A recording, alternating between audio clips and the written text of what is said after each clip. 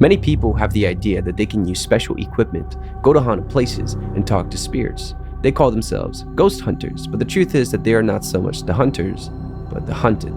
Listen to the testimony of this former ghost hunter, and you'll start to understand.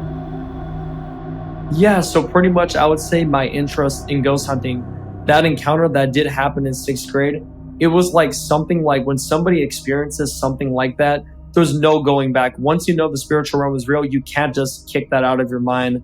So when that happened, I used that as kind of fuel to kind of spark up the interest and all the other demonic stuff that would happen on my house to spark up interest where I would watch like YouTubers like FaZe Rug and they would make videos where they would talk to demons at a haunted tunnel. They would talk to demons in their house, like with Ouija boards and stuff. So when I saw all these YouTubers doing it and everybody in the comment section seemed to like it and the videos seemed to do good and stuff, it actually sparked my interest. Like, if they can have these experiences, I can have these experiences too. Especially with what happened in sixth grade, I'm like, that can happen again. I want to see more stuff like that.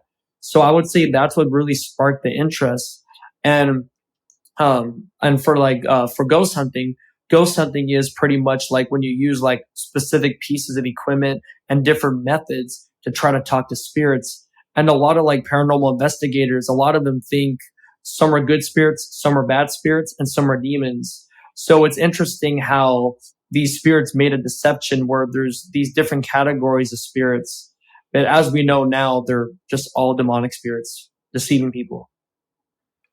And in terms of practical things, what would you do? What do you bring? How do you talk to a spirit? This is not like a physical thing. How does that even work? So when I used to talk to spirits in my house, the first piece of equipment I actually started with was a K2 meter. And a K2 meter is a little black box and it has lights on it. And you can literally put it on a table and anything like that. I think it's used to check for magnetic fields or something like that. And I would used to put it down, and how I would used to start to talk to demons where it was, I would say, if there's a spirit here, could you spike it or could you do something around me? And then that would kind of instigate having a conversation like with this box. Like, for example, I would say, the spirit that's here, do you like me? Go to yellow. And then it would spike all the way to yellow and it would answer certain questions I would have. So that was the piece of equipment that eventually catapulted the Ouija board and all the other pieces of spirit equipment in the future. Okay, so if I understand this correctly, this is similar to a Ouija board, whereas a Ouija board by itself is not going to do anything. It's not going to move. The same thing that your meter was not moving unless you would ask a question, unless you would um, start interaction with the spirit, and then it would move. So it's not that the instrument itself can calculate magnetic field and the demon has a magnetic field, but it's the demon somehow interacts with the internals of the device to make it react. Would that be correct?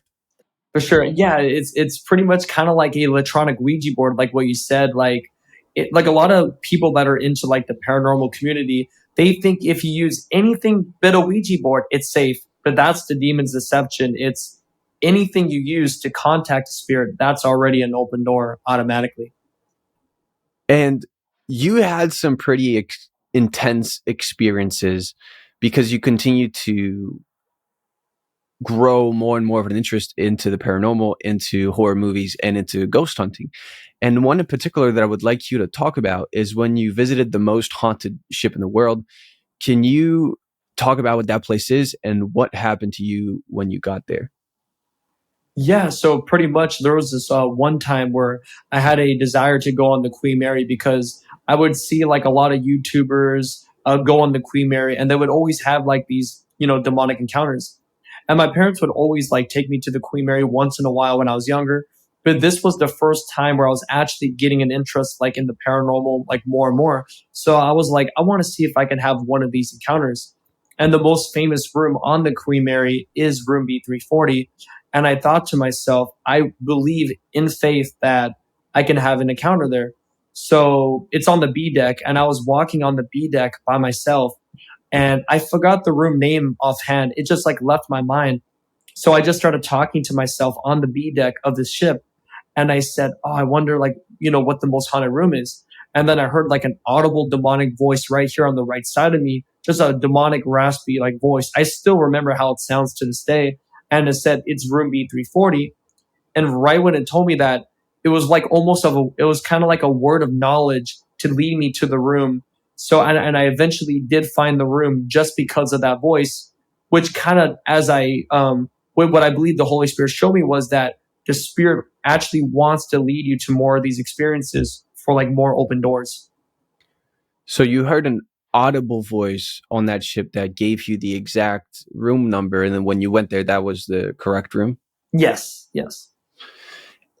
And these spirits, would they just communicate with you? I think actually you gave part of the answer in the beginning, but would you only be able to talk to spirits when you will go to these haunted places, or would they follow you home? Is that a thing?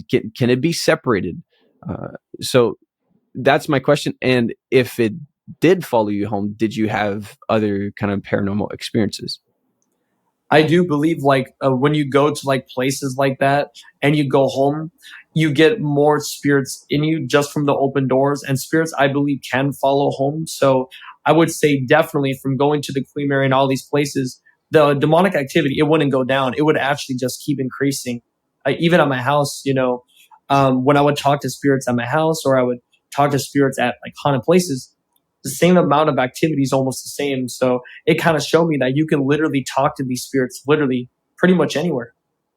So your house and like that most haunted ship in the world, quote unquote, had similar reactions when you would use his instruments, when you would talk to them, right? 100%. Yeah.